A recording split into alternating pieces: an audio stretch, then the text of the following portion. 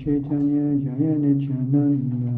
Jaya Shri Chaitanya Jaya Nityananda. Jaya Advaita Chandra Jaya Gaura Bhakta Vrinda.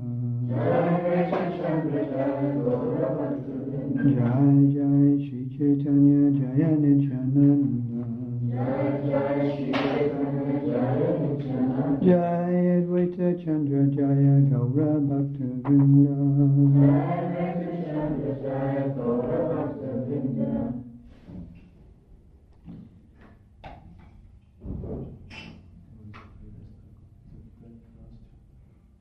You read the first two chapters?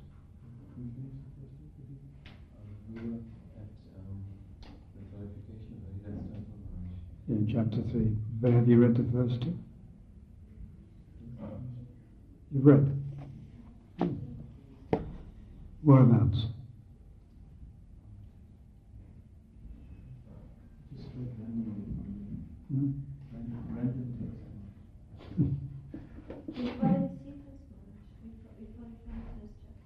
Huh? We do it, we follow on as a continuous. Continue. So where are we then? Chapter 3, but what text? Guru Maharaj, the last question comes on this Huh? and we don't know exactly where he stopped, but we know somewhere in the chapter. Somewhere in the chapter. Somewhere. Towards the end, because he finished speaking about the prostitutes and What? he finished speaking about the prostitutes and how you Oh. Well,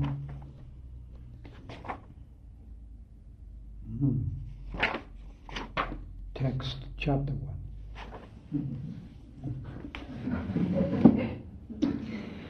It's Rupa Goswami. Rupa Goswami meeting the Lord. So we're Rupanugas, or we're supposed to be Rupanugas. So what does the word Rupanuga mean? Anuga means to follow. We're supposed to follow in the footsteps. Anu means to follow after. Rupa Goswami has written Bhaktarasamrita Sindhu. Prabhupada has given a summary study, Nectar Devotion. So there he describes Vibhav and Anubhav. Vibhav means that there's a stimulation of thoughts of Krishna. So the heart begins to think of the Lord, Vibhavs. And as a result of that, externally, Anubhavs come, different symptoms are manifested. So first is the Vibhav and then is the Anubhav. So Anu is something which follows. Anu means to follow. So, Rupa Anugas. Sometimes we're also referred to as Prabhupada Nugas. But that is something we have coined up recently.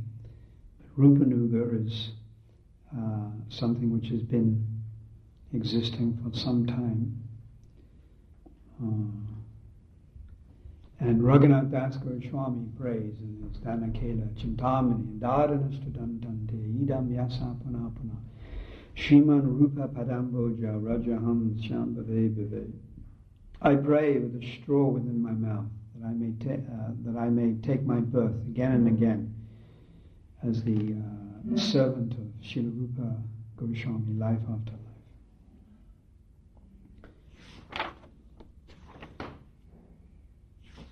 Text number 1.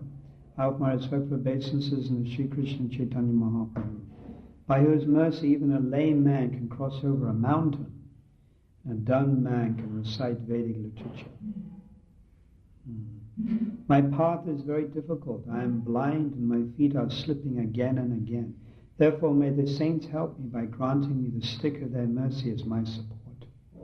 I pray to the lotus feet of the six Goswamis, Rupa, Sanatana, and Bhatta Ragunatha, Sri Jiva Gopala, Bhatta, and Dasa Ragunatha, so that all my impediments to my writing this literature will be annihilated and my real desire be fulfilled.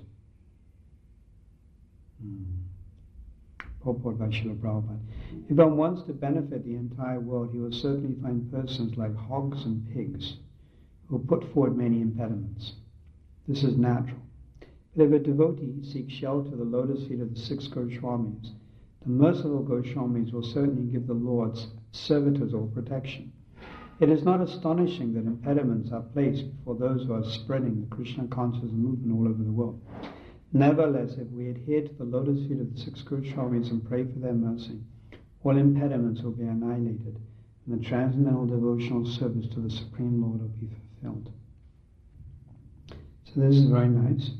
Srila Krishna's Kaviraj. It's interesting, Prabhupada mentions in Chaitanya Charitamrita Adi Leela. Adi Leela, verse 1, or chapter 1. Prabhupada gives a commentary, an introduction. Generally, there's an introduction. This is taken from Srila Bhaktivinod's Amrita Prabhavyas and Srila Bhaktivedanta Anubhasya. So there he mentions the disciple succession. This is Adi Leela, the first volume of Chaitanya Charitamrita. He mentions the disciple succession, and he uses the word direct disciple. But he uses it in a context that we wouldn't understand. It's a little bit more unusual. And he says that Srila Krishna's Kaviraj is the direct disciple. Sorry, Narottam Thakur is the direct disciple of Krishna's Kaviraj. Then he mentions Bhaktivinoda Thakur is the direct disciple of Jagannath Das Babaji. He mentions Gokishore Das Babaji Maharaj is the direct disciple of Bhaktivinoda Thakur. So actually they're not direct disciples. Krishna's Kaviraj is not the direct spiritual master of Narottam. Narottam Das Thakur's direct spiritual master is actually Lokanath Goswami. But Lokanath Goswami and Krishna's Kaviraj were contemporaries. So Prabhupada has used this word direct disciple, putting more emphasis on siksha than diksha. So this is clearly evident in our line. Our line puts much more emphasis on the concept of siksha relationship with one's guru than diksha. Diksha is simply the formality, but siksha is far more important, to follow the instructions. So Krishna's Kaviraj, Goswami, lived at Radhakund and would daily hear Ragunatha Das Goswami recite the pastimes of Caitanya Mahaprabhu. Of the six Goswamis, Ragunatha Das Goswami was the one that got the most association with Caitanya Mahaprabhu. When Caitanya Mahaprabhu went to Jagannath Puri and lived in the Gambhira, Ragunatha Das Goswami spent about 16 years with Caitanya Mahaprabhu. And two devotees wrote their diaries. Swarup Damodar wrote a diary, and Ragunatha Das Goswami wrote a diary. Ragunatha Das Goswami's diary was more elaborate, and Swarup Damodar wrote a shorter diary. And Srila Bhaktivedanta comments, actually other persons also wrote diaries, but unfortunately they've been lost. And this is a great disaster for human society. So Raghunath Das Goswami witnessed the pastimes of Caitanya Mahaprabhu in Jagannath Puri. And it's described also in Chaitanya Charitamrita that Ananta Sesh, who has unlimited heads, could not recite the pastimes that Lord Chaitanya Mahaprabhu performed in one day. There are too many intricate pastimes he performed just in one day. The many-headed Ananta Sesh, even for millenniums, would not be able to recite all the pastimes Chaitanya Mahaprabhu performed just in one day. So for 16 years he's performing these amazing pastimes on the bank of the salt ocean, on this earthly planet, the Bay of Bengal and Jagannath Puri, Purukshetra. So when Chaitanya Mahaprabhu left, he uppercut. 1534, he disappeared. This is a great shock to Raghunath Das Goswami, so much so that he wanted to give up his life. Can you imagine, you're getting the association directly of Lord Chaitanya Mahaprabhu, and then he disappears. Haridas Thakur was very intelligent. He prayed to the Lord, let me disappear before you. That's my one desire. You read? Or you didn't get to it yet? And he forgot in chapter 3. So Haridas Thakur is praying. Haridas Thakur is praying. Let me disappear before you disappear. That's my one prayer. And Caitanya Mahaprabhu responded, and Haridas Thakur actually left his body before Caitanya Mahaprabhu left his pastimes in the material world. So Haridas Thakur was very fortunate, but Ragunatha Das Goswami was a lot younger. And so Caitanya Mahaprabhu disappeared. He merged into the deity of Tota Gopinath. And Ragunatha Das Goswami was feeling such separation that it's not possible to describe it in words. So he took shelter of Sarup Damodar. And actually Caitanya Mahaprabhu delivered Ragunatha Das Goswami to the shelter of Sarup Damodar. When Ragunatha Das Goswami first went to Puri, he was given the shelter of Sarup Damodar. And of course we know Sarup Damodar in Krishna Lila is Lalita. Sometimes called Anu Radha. Anu again meaning following the footsteps of Radharani. Yes. Lalita and Sarup Damodar, Radharani is called Yubha, bodily expansion first. So then Ragunatha Das Goswami is taking shelter of Sarup Damodar. But then Sarup Damodar leaves. Oh, woe is me. He goes. It's getting even more intense. So then who does he take shelter of? Well, Gadadhar Pandit is still there. Sri Krishna Chaitanya, Prabhu Nityananda, Shri Advaita and Gadadhar, Shivasari Gaura Bhaktivinoda. So who is Gadadhar?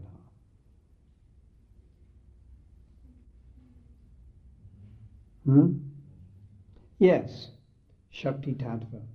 He is a manifestation of Radharani. So there he is in Jagannath Puri, Gadadhar. And Ragunatha Das Goswami takes shelter of him. So things are carrying on. But then he also leaves. So now Ragunatha Das Goswami is deciding, right, that's it. Too many calamities in my one life. I'm going to commit suicide.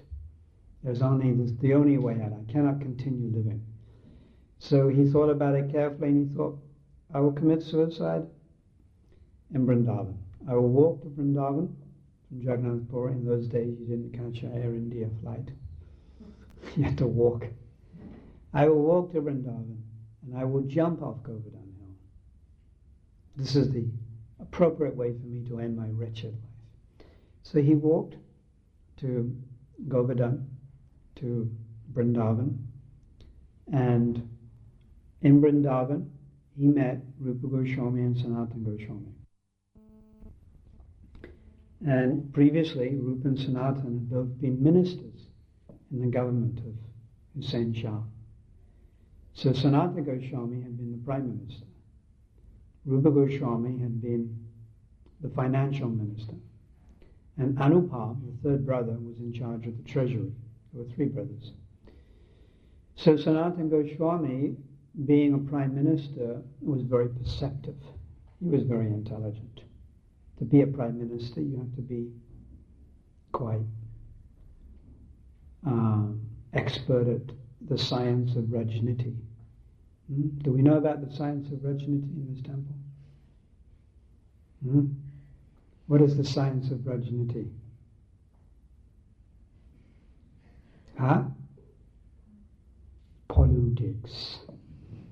Politics. Yes. So the science of politics. Unfortunately, in an institution, when you're dealing with people, there's going to be politics. Nothing you can do about it. It's part of life. So Sanatana Goswami, he saw Ragunatha Das Goswami, and it is described that the face is an index of the mind, and Sanatana Goswami was fully self-realized, very learned, and he could determine simply by looking at Ragunatha Das Goswami that, he was, what he was thinking and what his desires were. So he started preaching to him, but he did it in a roundabout way, being very expert at presenting how to influence people. So Sanatan presented, he said previously, I also wanted to commit suicide, and I was going to throw myself underneath the Rath Yatra cart in Jagannath Puri. And Caitanya Mahaprabhu, one day he said, if I could attain the lotus feet of Krishna by committing suicide, I would commit suicide millions of times. And then he also used another logic that Caitanya Mahaprabhu used to Sanatan. Caitanya Mahaprabhu preached to Sanatan and said that if you surrender something to someone, and you give something to someone, and then you take it back, what is the position? So you've given your body, you've given your life to me, but now you want to take it back? And you want to destroy it? Doesn't make sense. So, in this way, Sanatan was convinced not to commit suicide. In the same way, Ragunatha Goswami gave up his desire to commit suicide. Of course, these personalities, Sanatan and Ragunatha Goswami, their basis for committing suicide is not born out of visadana, material depression, schizophrenia, or some modern day, mental disorder. No. It is born out of intense separation for Lord Chaitanya, Lord Nityananda, the Panchatattva, and Radha and Krishna. It's completely different. And if they had have committed suicide, they would have gone straight back to Godhead. There's no question about it. But in the material world, why does persons commit suicide? They're frustrated with their material body. There's something they want, they cannot achieve. Right? A boy falls in love with a girl. A girl falls in love with a boy. And the boy can't get the girl. So he's frustrated. So, he decides to kill himself. So he's fed up with his body. He's disturbed. It's anger after frustration. So there's nothing spiritual about that. So such persons, there's every chance they'll take birth as some ghost, something like this. But in relation to Sanatana Goswami and Ragunatha Goswami, is completely different. So Ragunatha Goswami was persuaded by Sanatana and Rupa, you stay here in Vrindavan, especially stay at Radhakund. And there you can excavate this area, Radhakund, and engage in a very wonderful example of sadhana.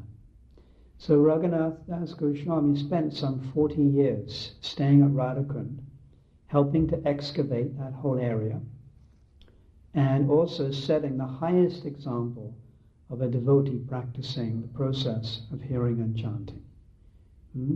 Although Siddha, he was living the life of a sadhak and practiced every day so many rounds, bowing down to the Vaishnavas, reducing his eating and sleeping. So he set the highest example amongst all the Goswamis of someone practicing their basic sadhana.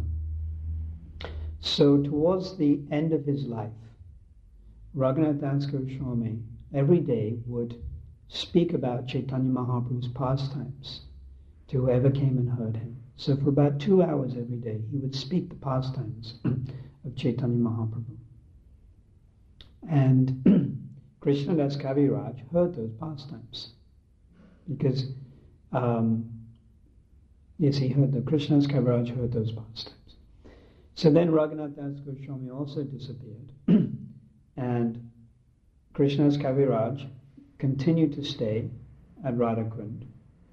And then towards the end of his life, when he was getting very old, he was asked by the Vaishnava community to please write down what he had heard from Ragunatha Das Goswami, lest it will soon be forgotten or lost to human society. So Krishnadas Kaviraj, towards the very end of his life, is described when his hand was shaking, when his feet were slipping again and again, when he was almost blind, started to write the Chaitanya Charitamrita, which is accepted as the highest biography on the life of Chaitanya Mahaprabhu. It's considered to be even more important than Vrindavan Das Thakur's Chaitanya Bhagavat. And Vrindavan Das Thakur is an incarnation of Vyasadeva. Chaitanya Bhagavat is explaining more the Aishwarya features of Chaitanya Mahaprabhu, whereas Chaitanya Charitamrita is referring or explaining more the Madhurya features. So it's considered to be more relishable. And this is the book that Srila Bhaktisiddhanta Saraswati Thakur used to read towards the end of his life in his leisure hours. And this is the book that Srila Prabhupada chose to translate. So this is our standard Bhagavad, our standard Sastra on the life, precepts and instructions of Chaitanya Mahaprabhu. So we owe a tremendous lot to Krishnadas Kaviraj. So much. His Bhajan Kutia is at Radhakund. It's very nicely done up with marble. And before Acha Vigraha, Prabhu left her body, she painted a nice picture of Krishnadas Kaviraj Goswami and presented it at that Bhajan Kutia. So in that small little Bhajan Kutia is the original picture that Acha Vigraha painted. It's very nice. So another point here is I pray to the lotus feet of the six Goswamis that all the impediments to my writing this literature will be annihilated and my real desire will be fulfilled. Purport. If one wants to benefit the entire world, he will certainly find persons like hogs and pigs who put forward many impediments. This is natural. But if a devotee seeks shelter of the lotus feet of the six Goswamis, the Lord's servitors will give all protection. It is not at all astonishing that impediments are placed before those who are spreading the Krishna consciousness movement all over the world. So Prabhupada is saying impediments, it is natural. Sometimes we join Krishna consciousness and there is some problem. And we think, what is this? Why is this? I join the temple, I'm surrendering to Krishna. Surely Krishna should remove all my difficulties and problems and impediments. But Prabhupada is saying here it is natural. There's going to be problems. It's natural. And then he compares these persons who give problems to being hogs and pigs. It is not at all astonishing that impediments are placed before those who are spreading the Krishna consciousness movement all over the world. So we shouldn't be naive and think, there's going to be no difficulties, there'll be no problems, there'll be no disturbances. It's being too naive. There'll always be problems. As long as we have this material body, there will be problems. Only when we get a spiritual body will our material anxieties cease. And even we can see in the life of Srila Prabhupada, although we understand he was self-realized, he was on the stage of love of God, still he was in anxiety about his society, he was in anxiety about his disciples, and sometimes his health embarrassed him. So, he was confronted with these types of difficulties. So we're not on that higher stage. We're on a somewhat lower stage. So these things are going to affect us even more. So this is the material energy. The material energy will actually affect us. The example is you're in a ship. The ship of devotional service. Devotional service is like a boat. And on that boat we can traverse and cross the ocean of material suffering. What is the ocean of material suffering?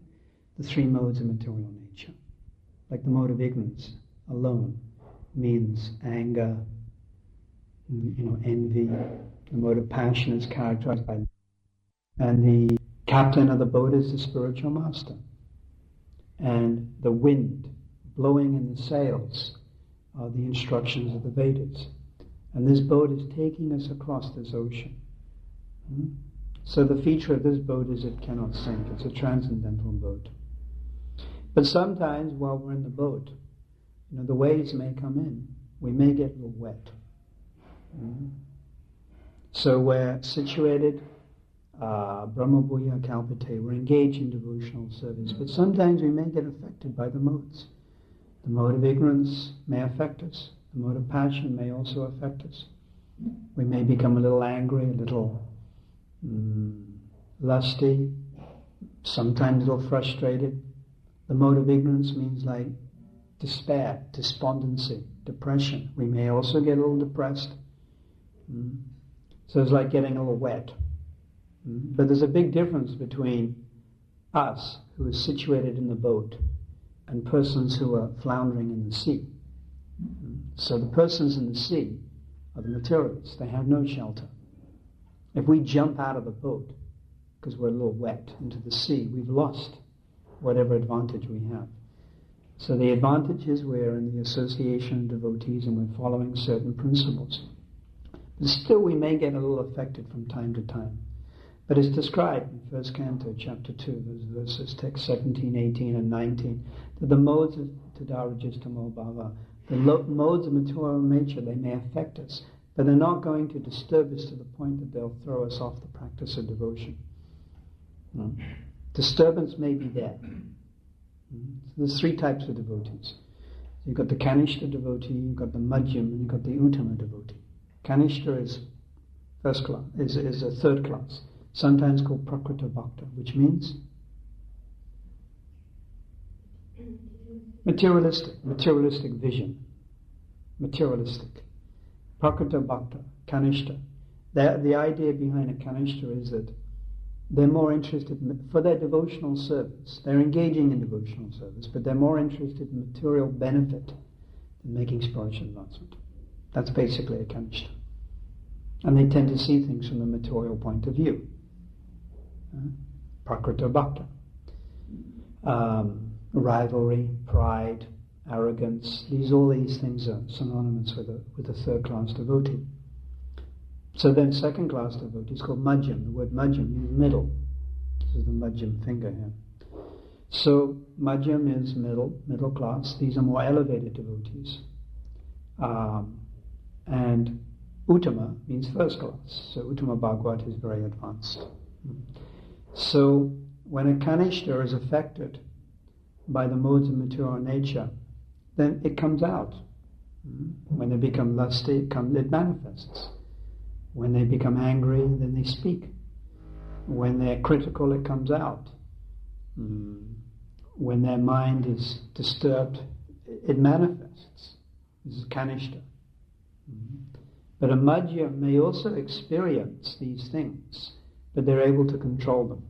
So Madhya may also feel depressed or maybe feel some anger, but they control it and it doesn't come out. A low-class Madhyam, it may come out slightly. But a middle-class Madhyam, actually you don't see it. It's not that it's not there, but you don't see it. It just doesn't come out. They don't show it. But with an Uttama Bhagavat, such emotions as lust, anger, greed, resentment, envy, they don't even experience them. So there's no question of even controlling them. It's not like they have to control themselves because they don't experience these things. So we're in this boat, and sometimes the waves of material energy will come over and disturb us. So Prabhupada is saying, it is not at all astonishing that impediments are placed. It is natural. We should expect. But if we take full shelter, if a devotee seeks shelter, the lotus feet of the 6 Goswamis, the merciful Goswamis will give the Lord's servant all protection. So we are taking shelter of the Goswamis' representatives. Srila Prabhupada is practically like a 7th Goswami. He's in that same category as the 6 Goswamis, no less. So we're taking shelter of Srila Prabhupada, his mission, his instructions, his murti. And through him we're also being taught about the 6 Goswamis. And if we're fortunate, we may even try to take shelter of the 6 Goswamis. And from these personalities, we can get protection. Otherwise, we're not going to manage. If we adhere to the lotus feet of the Goswamis and pray for their mercy, all impediments will be annihilated. Mm. So the key is to surrender. We have to learn the art of taking shelter. Ashraya, Guru Pada Shraya. The word Guru Pada Shraya means to take shelter of the lotus feet of Guru. Prabhupada says the word Guru is not singular. Anyone who gives spiritual advice is accepted as spiritual. Anyone who gives spiritual advice according to Shastra is accepted as a spiritual master. Adi Lila, chapter 1, text 4. So, we should not be so narrow-minded and mechanical to think one guru, that's it, finished. Now the word guru is not singular, it's plural, it's many. So we can take shelter of such personalities if we're able to, if we've learned the art, learned how to pray with feeling to Srila Prabhupada and the Goswamis, then their mercy can come. But one has to learn how to pray properly. One has to learn how to pray with feeling. Not that one's mouth just goes up and down and one recites some type of prayer. No, one has to pray from one's heart, with feeling. And then some reciprocation will be there. So we only got up to text 3.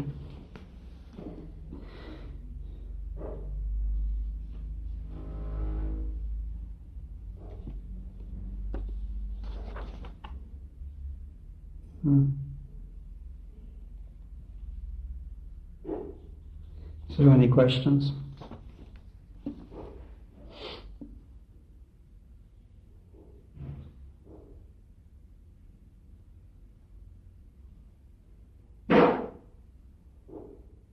No questions.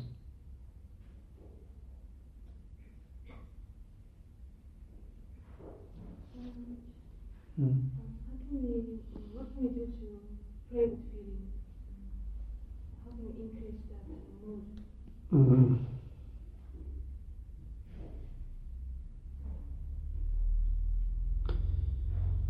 Srila Vishnu Chakravarti Thakur talks about this in Rajvatma Chandrika.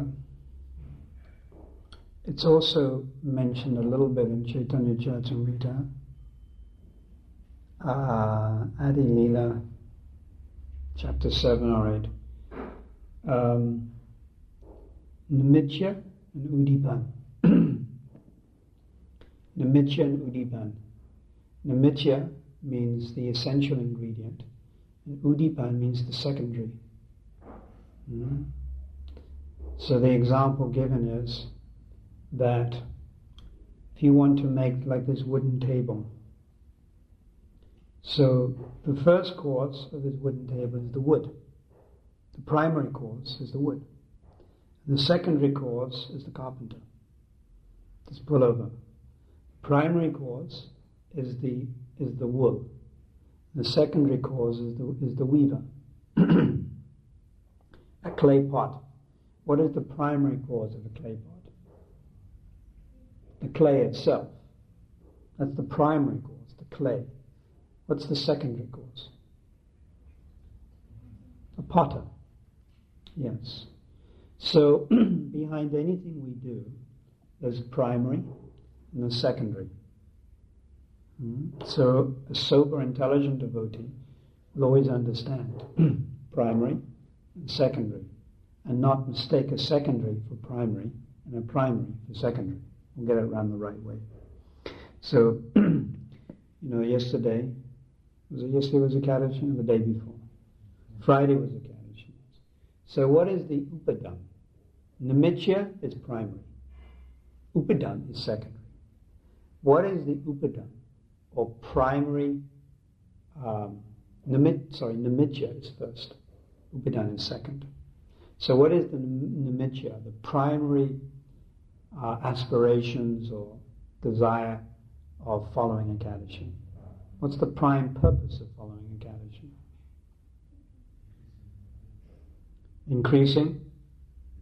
remembrance of Krishna. Yes, to invoke, to increase your remembrance of Krishna. Yes, solely and wholly. That's all. Now, what are the secondary characteristics or things one should do on Ekadashi? Fast. Right, fast. Stay up all night. This is secondary. But if you think, fast, chanting lots of rounds, and staying up all night, these are secondary. But if you think, if you substitute the secondary for the first, you've made a mistake. So, along comes Ekadashi and you think, great, this is a great opportunity for me to stay up all night so people can see how austere I am.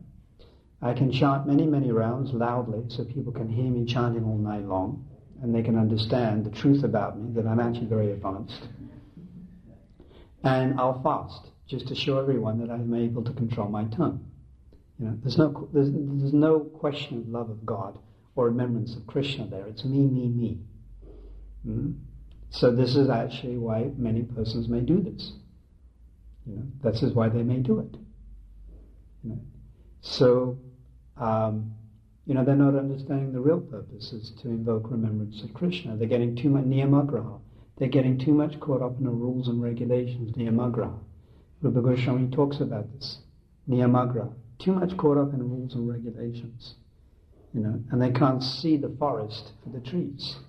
They can't understand really what am I supposed to achieve. They get too much caught up in the rules and regulations.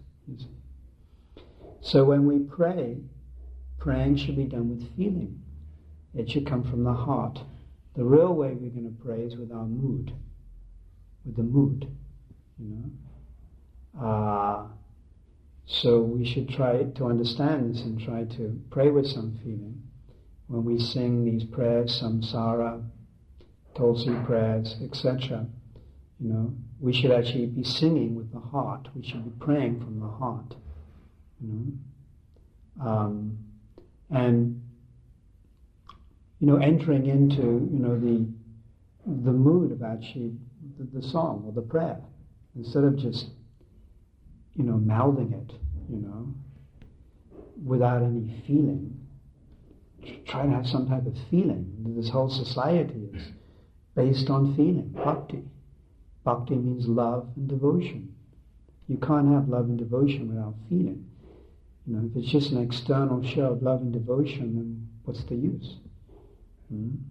So we have to try to invoke these feelings. So at least knowing about this is a step in the right direction, and then we can try to move in that direction, so to speak. All right. Namicya Udipan. Which is which?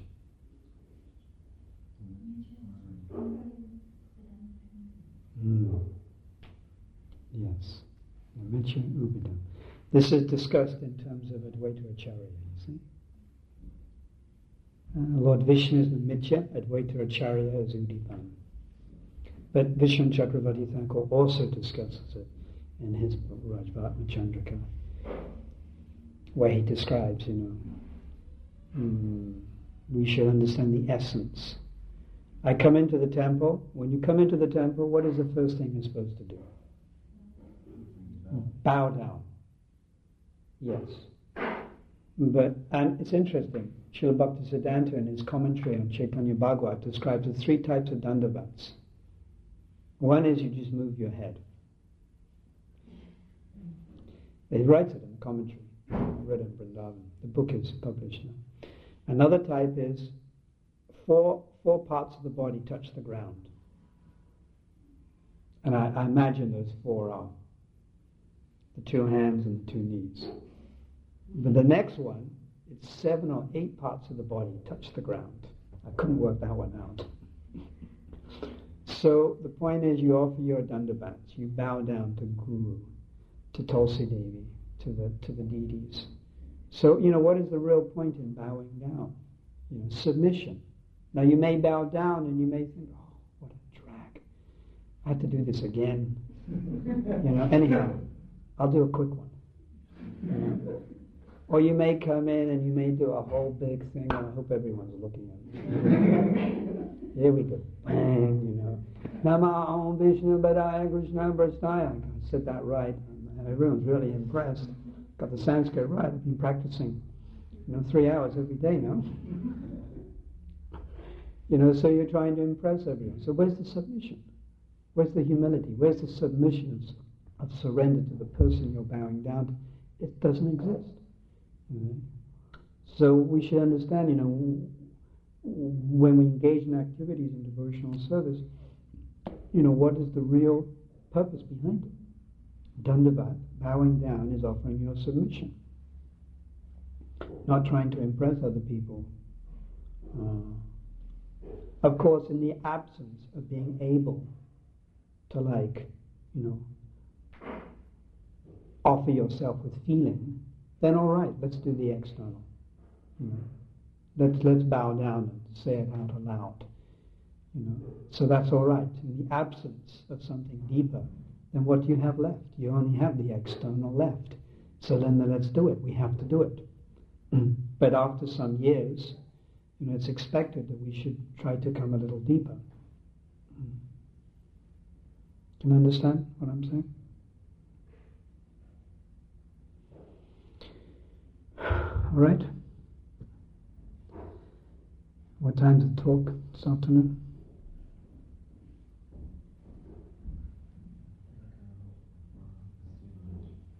3, huh? Right.